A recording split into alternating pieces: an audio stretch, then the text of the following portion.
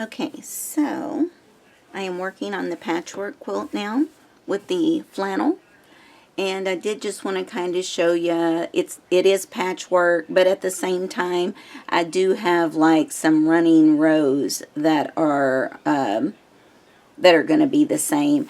When I laid it out, honestly, with this flannel patchwork, you can't even see it, but I had it laid out that way, so I'm going to go ahead and sew it together that way. There's going to be this diagonal row of brown, there's going to be this diagonal row, and that's the only two colors or prints that I had enough of to do the diagonals, and there's about 4 of them throughout the quilt, which you'll see at the end of the video. But you'll also see that when it is this busy, you're really not even going to notice it if I don't point it out to you.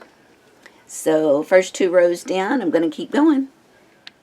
Okay, so I have the blocks sewn together, and now I had saved back this flannel shirt because it was, it's almost like a really dark gingham check on there.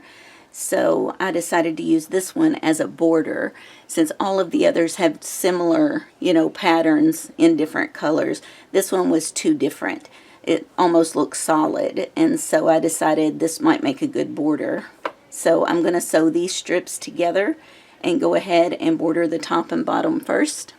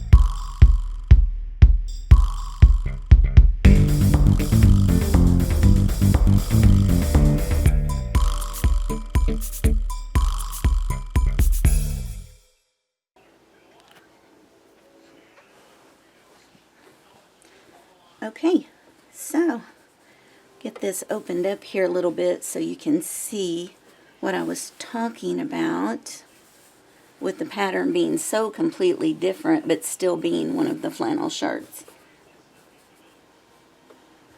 Okay, it almost comes off as solid even though it's actually not, but I think that worked out for this one so that I did have a border in the same fabric, so it's still flannel.